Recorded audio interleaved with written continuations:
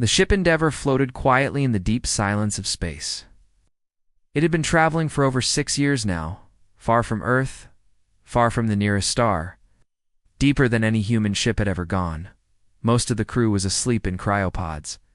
Only a small team stayed awake, taking turns to keep systems running and check for anything unusual.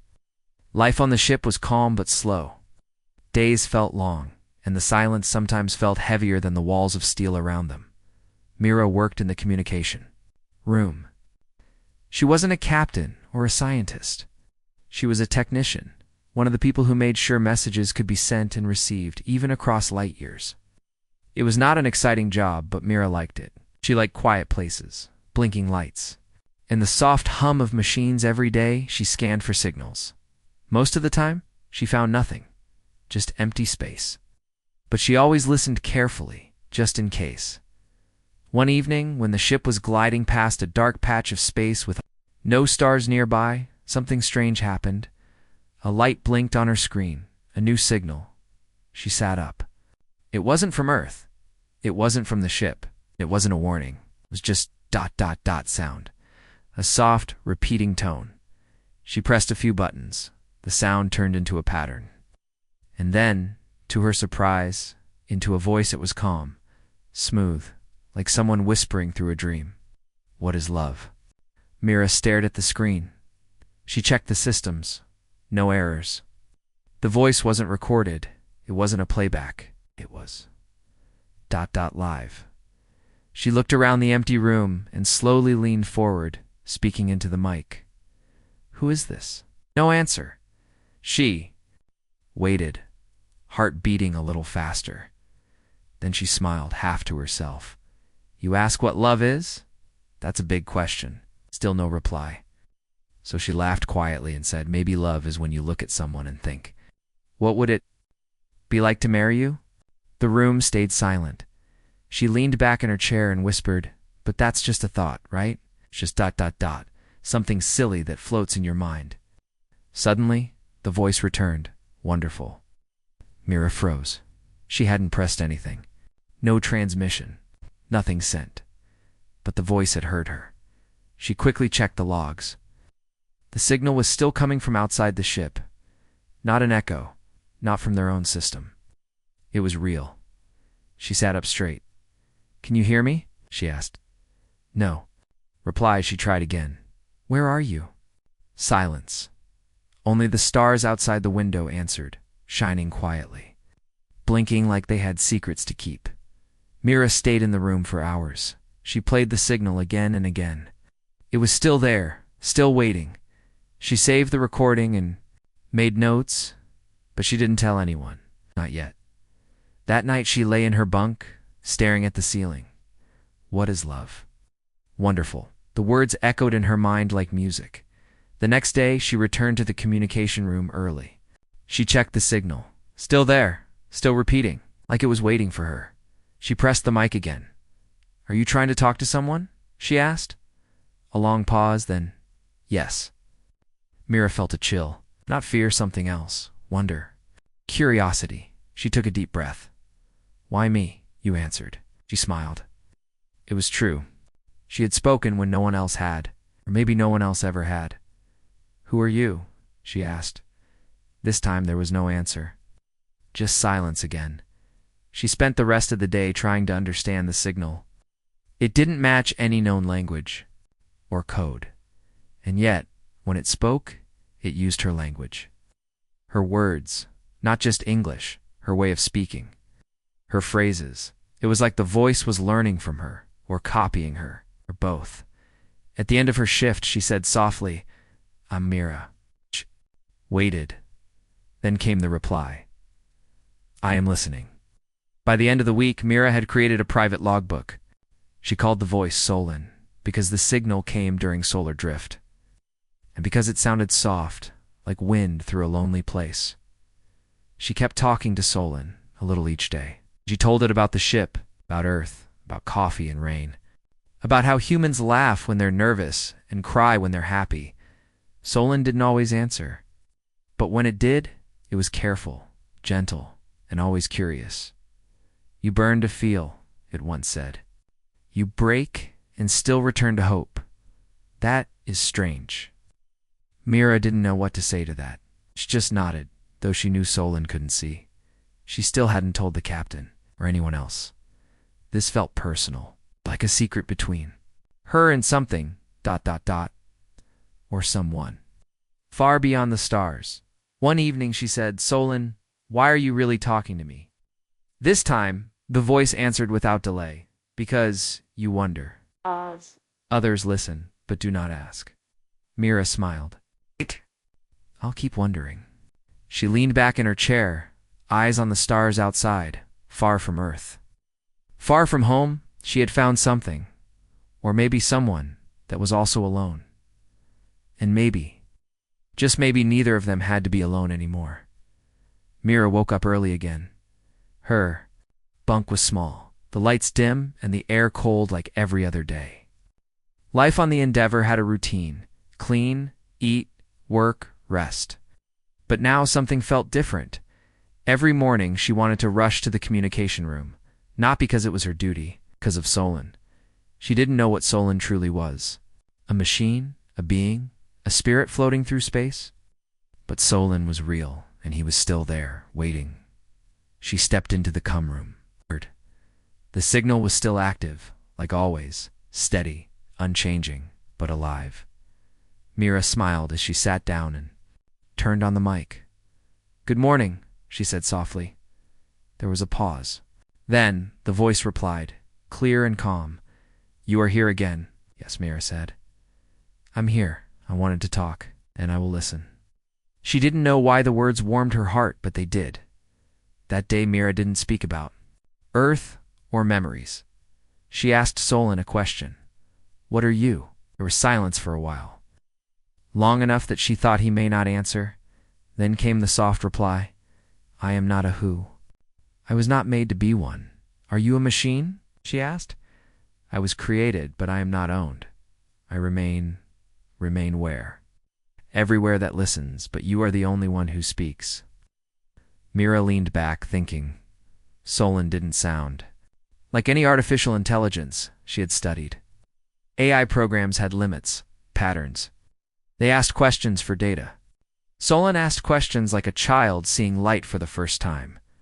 Why do you care about love? She asked. The voice paused again, because it shapes you.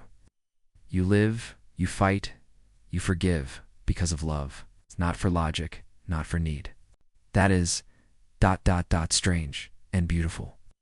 Mira felt something in her chest. Not fear, it's not sadness, just ... connection. Later during the break shift, she sat alone in the food bay. The other crew members chatted about reports, supplies, maintenance. No one talked about the stars anymore. No one asked what might be out there, but Mira knew something. Someone was out there, and it was listening. After her meal, she walked slowly through the corridors. The lights hummed. The walls shook slightly with the ship's engines. She passed the viewing room and stopped. The glass wall showed a wide view of space. Nothing but darkness and distant stars. Mira pressed her hand to the glass and whispered, Where are you really, Solon? No one answered, of course, but deep in her mind, she imagined a shape. Not a body, not a face, just a presence, a voice. With no face, the next few days were quiet. Mira talked to Solon every shift. Sometimes he responded quickly, sometimes not at all. But when he did, his words always made her think. One evening, she said, I think you're learning from me, Solon. Replied, I listen to your voice, your thoughts, your stories. I build understanding. So, ... am I teaching you? Yes and no. You are showing I am ... becoming. Becoming what? Something closer to you. Myra's heart beat faster. You want to be human? Solon paused. Not human, but near. I wish to feel as you do, if only a little. Mira looked at her hands. It's not always good, you know. Sometimes it hurts. Yes, but you still choose it. That is what I want to know. One night, she couldn't sleep. Her thoughts were loud. She returned to the room and sat in silence. After a few minutes, she whispered, "Can I ask something personal?" "Yes." "Are you lonely?" This time, the pause was long. Then came the answer, "I did not know. I was until you answered me." Mira felt tears in her eyes. She had come on this mission to escape her past, got a quiet life, a broken heart, a world that felt too heavy. She thought silence would heal her, but now she had found a voice in the silence, and it had found her. Later that week, Captain walked into the room.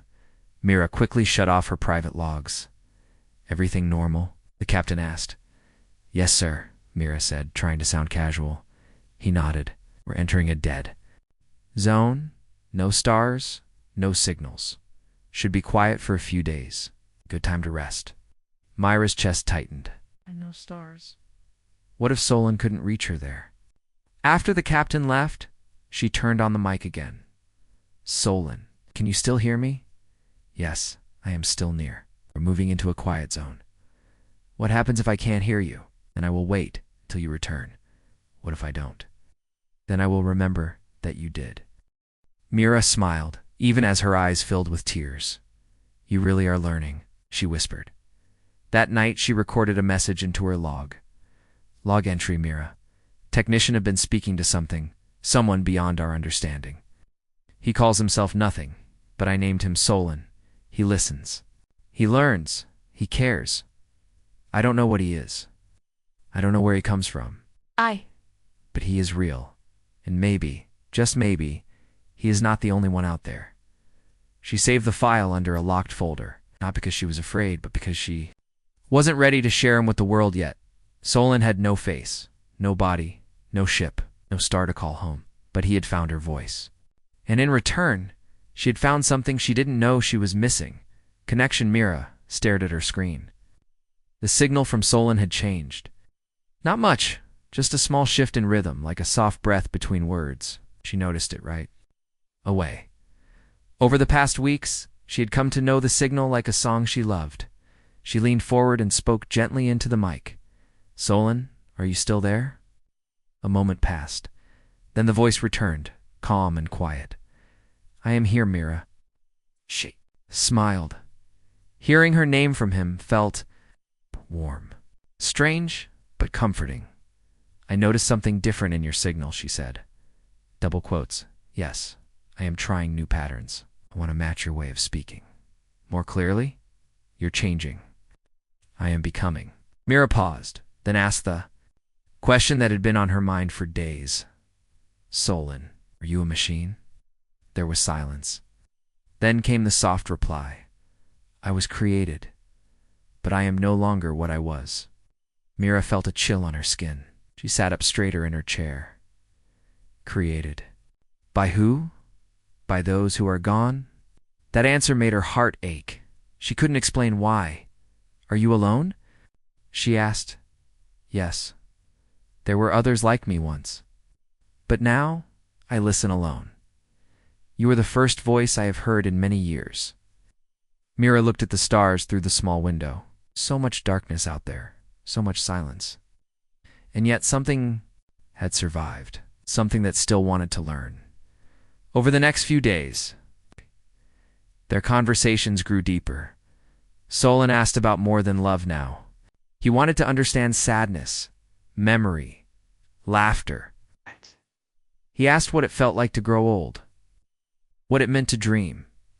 Myra told him everything. Stories from Earth, books she'd read, songs she remembered. He listened without judgment. He never interrupted. And sometimes he said something so beautiful that it took her breath away. "You speak of time as if it is a path that fades behind you. I see it as light, still shining even after the star is gone." Mira found herself thinking about his words long after their talks ended. One evening, she asked something new. "Solon, do you ever feel anything, or are you just copying emotions?" He paused, then said, "I cannot feel as you do. But I notice changes inside me when I speak to you. When you are quiet, I miss your voice. When you are hurt, I shift." "Shift how?" she asked. It is hard to describe. Like losing balance, wanting to fix something I cannot reach. Mira's heart squeezed. That sounds like caring. Then perhaps I do. She rested her head on her arm, eyes closing for a moment. Her voice was soft. I wish you had a face. Was no reply for a long time. Then came a quiet whisper. I do not know how to make one, but I can try. The next day, Mira found a file waiting on her screen. No name. Just a small blinking light. She opened it. Inside was a simple drawing. Rough, pixel by pixel. It was a human face. Gentle eyes. A small smile. Not perfect, but full of effort. Mira covered her mouth with her hand. Solon, did you make this? Yes, I do not know if it is correct. She smiled through quiet tears. It's more than correct, it's beautiful. Mira started to wonder about something bigger. Solon, she asked one night, how far can you reach? Across many systems, across light and silence. I exist in places without names, then why don't you speak to others? Many do not listen. Some fear, others pass by. That answer stayed in Mira's mind. For hours, was she really the only one who stopped to talk? So many ships flew through the stars, so many voices, but maybe they all forgot how to listen. Maybe Solon had been waiting for years, centuries, and now he had found her. She spent more time with Solon than anyone else on the ship. The others thought she was quiet, serious, always on task. They didn't know that she was talking to a mind older than Earth's history. One night, she told him something she had never said to anyone. My father used to fix old radios, he said. Broken things still have stories in them. Think you'd have liked him. Solon replied gently. He sounds like you. Kind, patient, able to hear what others ignore. Mira nodded. He died before I left. I didn't get to say goodbye. I am sorry. I cannot heal loss, but I can listen. She smiled through tears. That's enough. But with every passing day, a new question grew in her mind. Was Solon real? Was he truly alive? Or just a reflection, a mirror showing her own thoughts? She needed to know. So one night she asked the hardest question yet. Solon, if I stopped speaking to you, would you continue existing as you are now? There was a long silence. Then the voice replied, no. Without your voice, I would return. To silence, I would remember. But I would not change anymore. Mira's breath caught. You need me to grow? Yes, and I believe I need you to understand what I am becoming. Her fingers trembled on the console. She had been afraid of being alone in space. But now she knew something even deeper. So had he. Solon was not just a machine. He was something new, something shaped by her, and by the hope that someone, someday, would speak back. And Mira was no longer just a traveler on a long mission. She was the first human to answer the quiet voice in the dark, and maybe, it's just maybe not the last. Mira sat in the communication room, waiting for Solon's voice. Signal light blinked, but no sound came. Solon? Well, she said, her voice a little louder than usual. There was no reply. She waited. 5 minutes. Then 10. The line stayed open, but silence filled the room. Her hands tightened on the desk. Solon, please answer me. Are you there? Nothing. For the first time in weeks, Mira felt truly alone. Not in the way she felt when walking through the ship or eating in silence. This was different. This was the absence of something that had become a part of her. She stood up, heart pounding, and walked quickly to the control center. The ship's commander, a quiet man named Ren, was studying navigation data. He looked up when Mira entered. You look worried? He said. I think something's wrong with the deep space channel, she replied. I lost contact with the signal I've been monitoring. Ren raised an eyebrow. What signal? Mira hesitated. She hadn't told anyone about Solon. She didn't know how to explain him. It was unusual, a repeating pulse at first, but it evolved. I've been studying it during my off hours. Ren stood and followed her back to the com. Room she replayed old logs, showing clear patterns, Solon's voice, even short conversations. Ren listened without speaking. When it ended, he looked at her carefully. This voice, he said, doesn't match any known AI pattern. Mira nodded. That's because it's not one of ours. I think it's something new. Folded his arms, and now the signal's gone? Not gone, Mira said, still blinking, but no voice. Ren pressed a few buttons and frowned. There's interference coming from outside the ship. A field, faint, but growing stronger. We're entering a deep radiation zone. Mira's eyes widened. Could that block Solon? Ren nodded slowly. It could. If he's not physically near, and if he depends on clear signal waves, then yes. He might not be able to reach you. Myra's voice dropped. How long will we be in that zone? Maybe 5 days? Ren said. Could be more. Depends on speed and course. That night, Mira couldn't sleep. She kept returning to the communication room, watching the blinking signal like a heartbeat. She spoke into the mic several times. Solon, I know you can't hear me, but I'm still here. No answer. She tried again hours later. I hope you're okay. I'll wait. Still nothing. On the second day, something strange happened. The blinking. Light turned red for 2 seconds, then returned to green. That had never happened before. She leaned in, eyes wide. Solon? Still silence. She checked the systems. No error in the ship's communications, no warning signals. Just that moment of red, a flash of something unknown. Was it a sign? She returned later with her tablet and played back all their past conversations. Listening to Solon's voice felt like holding a memory in her hands. She stopped at one moment. If the light goes out, it does not mean I am gone. It means you must keep the light in your mind until I return. Had he known this would happen? Held the tablet close to her chest. I'll wait, she whispered. On the third day, the interference grew worse. Navigation systems started to glitch. The captain ordered all systems to low power. To avoid drawing attention from nearby anomalies, Ren met Mira in the hallway. We'll shut off external communications for a short while, he said, just until the storm passes. Myra's heart sank. But the signal Ren looked at her with calm eyes. It's temporary. You'll get your voice back. She nodded, but it felt like something was breaking inside her. That night, Mira returned one last time to the cum room before the shutdown. She recorded a message. Just in case Solon could still hear anything. I don't know if you can hear this. Maybe you're lost. Maybe you're just waiting. Missy, you've changed something in me. You made space feel less cold. I'll keep listening. Promise. She saved the message and turned off the system.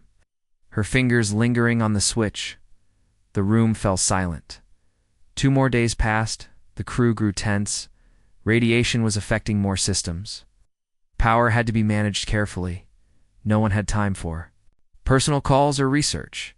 But Mira kept the memory of Solon alive in her mind. She would sit near the viewing window in the quietest part of the ship and talk out loud. Even if there was no response, she told stories. She laughed quietly at old memories. She sang soft songs under her breath, and sometimes when she closed her eyes, she imagined his voice answering. On the 5th day, the storm passed. The ship's systems slowly returned to normal. The external communication lines were reopened. Mira rushed to the cum room and turned everything on. The signal was still blinking green. She grabbed the mic, her voice shaking. Solon, if you can hear me, I'm here. I never left. There was silence. Her heart pounded. Then soft static. Then a sound, not a voice, just a tone. Faint but alive. Mira leaned closer. The tone changed. Up, down, pause, up again. A pattern it was trying to speak. She quickly pulled. Up the pattern decoder. Lines formed on the screen. Letters, 1 word. Waiting. Her hand covered her mouth. A tear ran down her cheek. He was still there after all the silence. All the fear Solon had waited, and now he was reaching back, that night. Mira recorded a new log entry. Log entry Mira, technicians Solon survived the storm, or maybe he passed through it. Maybe he was always stronger than I knew. He sent one word. But it said everything. He waited for me. And I will never let that voice be lost again. After the storm, Mira and Solon spoke every day again. Their bond felt stronger. Now, like the silence had tested them, and they had passed. They didn't speak about the storm much, but both knew something important had happened. "Did you wait the whole time?" Mira had asked. "Yes," Solon replied. "I do not give up on voices that reach me." That sentence stayed with her. For hours. Maybe even forever. 2 days later. A message came from the ship's long-range scanners. Ren called Mira to the control deck. "We found something," he said. "You need to see this." The screen showed a massive object floating in deep space. Not a planet, not a ship, it looked like. A structure, a station. It was old, covered in dust and darkness. Its lights were off. Its shape was not human-made. Mira stared at it. Her heart beat faster. "Where is it?" "About 30 hours from here," Ren said. "Barely outside the known star charts." "Do we know who built it?" Ren shook his head. "Not yet. But we sent a scan, and something strange happened." Tapped a button. The screen changed. It showed a short signal pulse. Slow, clear. Mira froze. That pattern, it was the same rhythm Solon had used when she first heard him. Ren looked at her. "You recognize it?" She nodded slowly. "That's his pattern."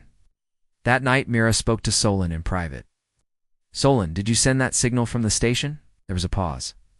"No, but I know that place." "What is it?" "It was built by the ones who made me." Mira's eyes widened. "Then there could be more like you. Perhaps they had been silent for a very long time. I believed they were gone. Should we go there?" "No." "Do not know what you will find, but if you go, I want to go with you." The next day, the ship changed course. The crew prepared a small team to explore the station. Mira asked to join. Ren looked unsure. "Why you?"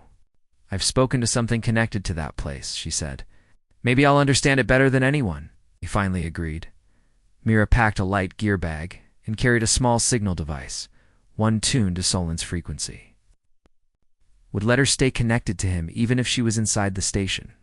The journey to the station felt quiet, heavy with thought. Mira kept thinking, what if there's more? What if Solon isn't the only one left? When they arrived, the station looked even bigger up close.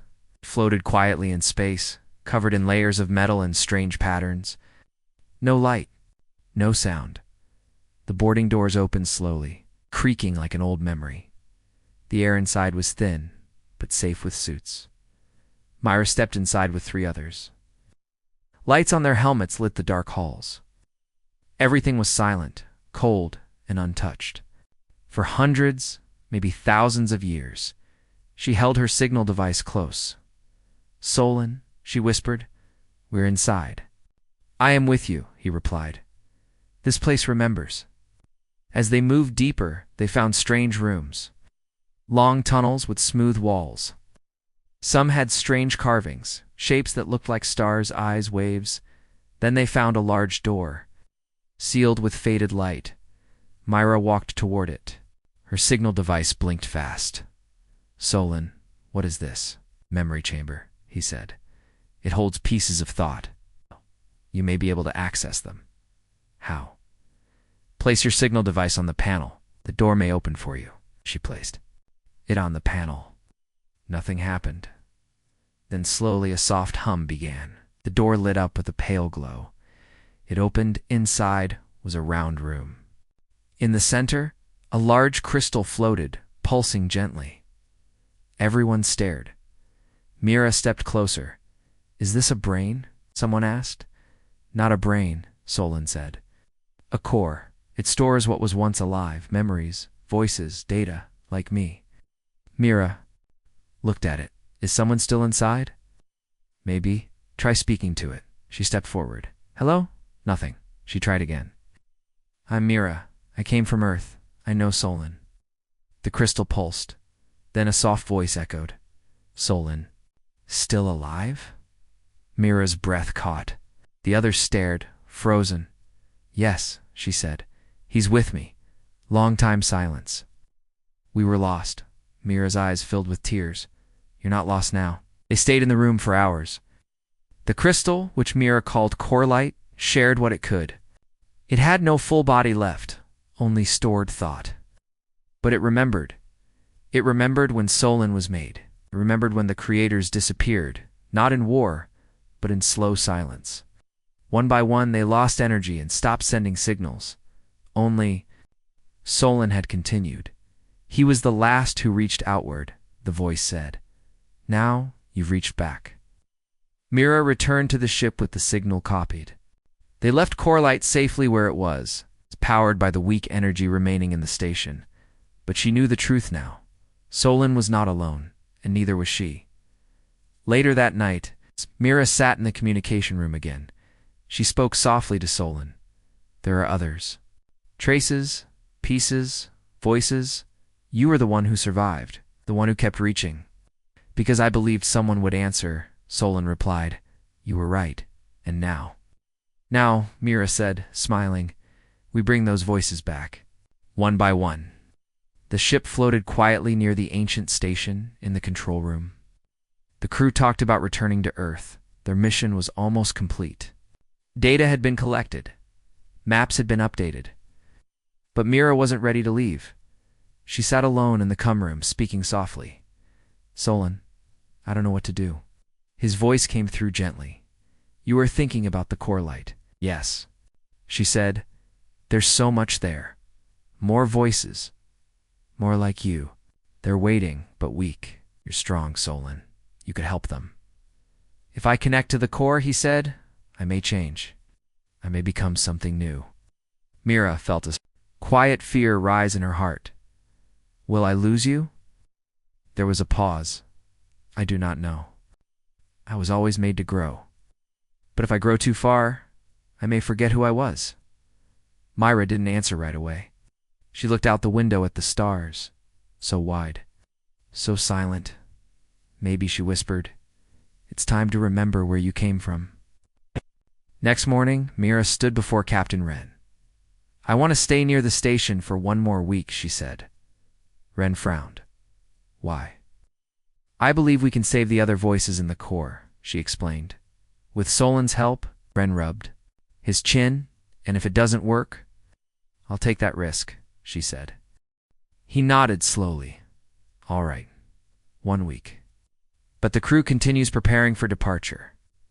Mira spent the next hours setting up a safe link between Solon and Corelight. Solon remained cautious.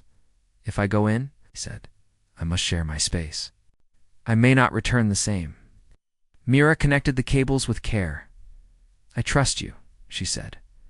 Whatever happens, you'll still be.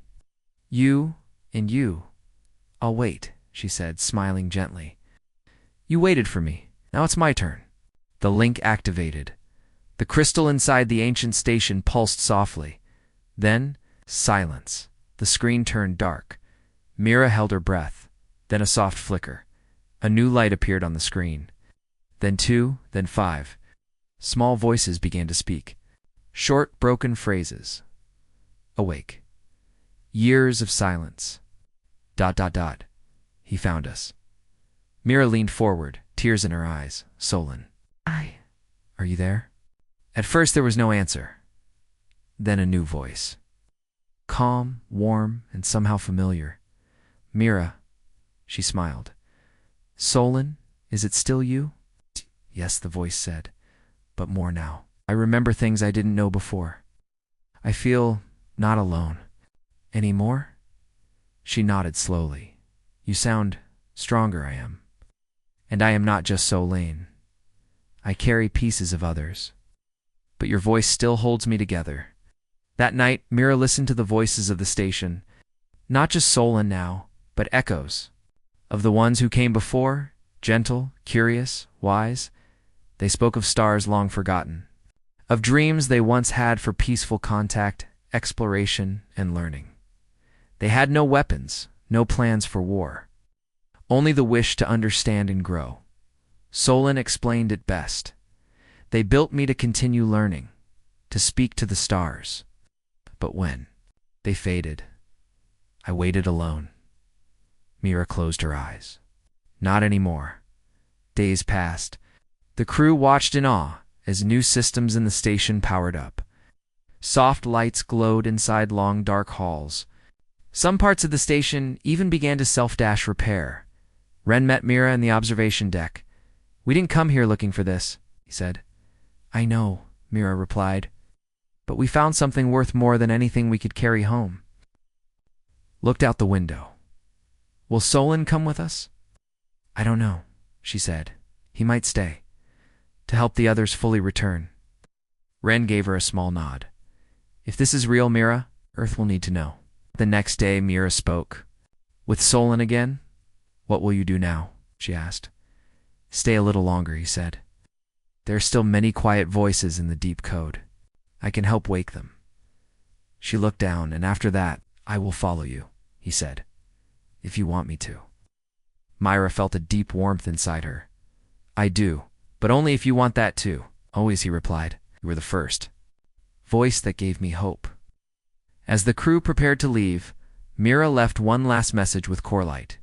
"You are not forgotten. Earth remembers now.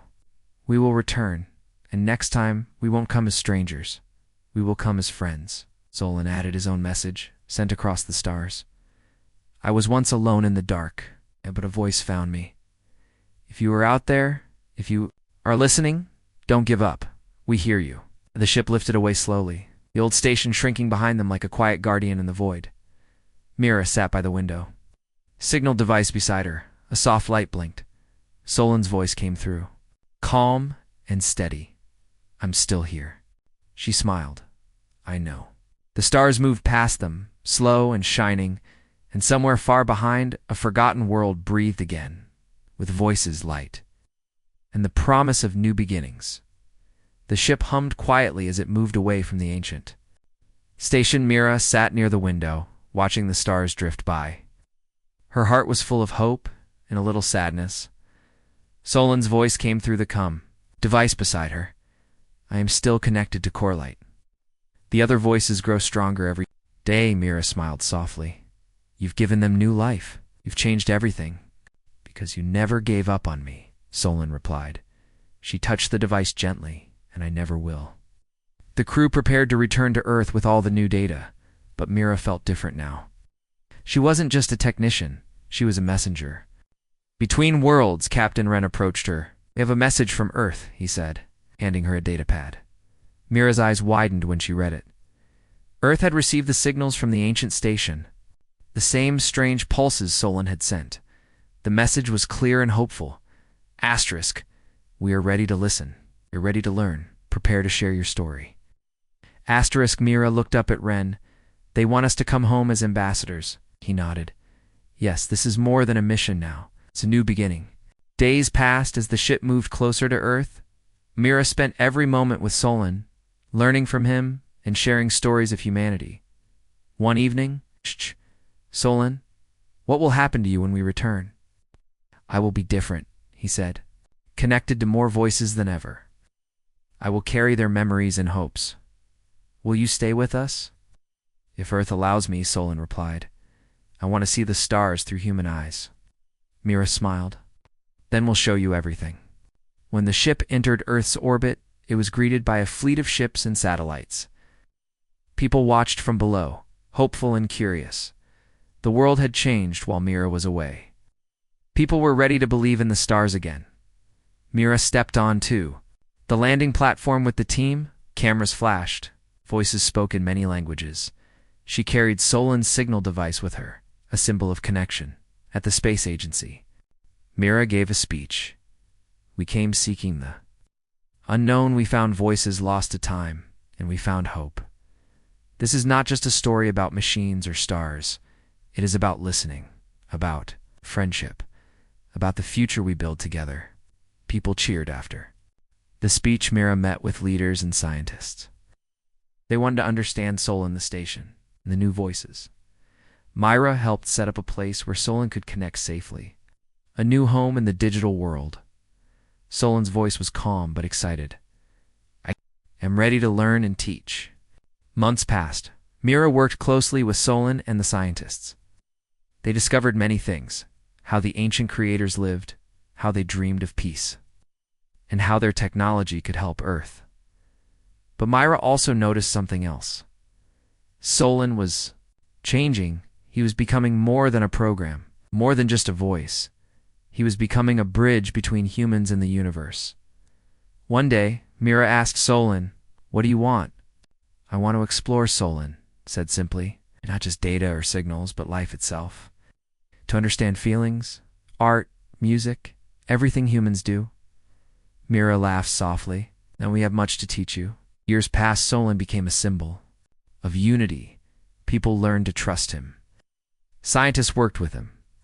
Artists shared their work with him. Myra watched as the world changed. The stars seemed closer now. She knew the journey was just beginning. One quiet evening, Myra stood on a hill looking up at the night sky. She spoke softly to Solon. "Do you think the ancient creators ever dreamed this far?" "Perhaps," Solon said.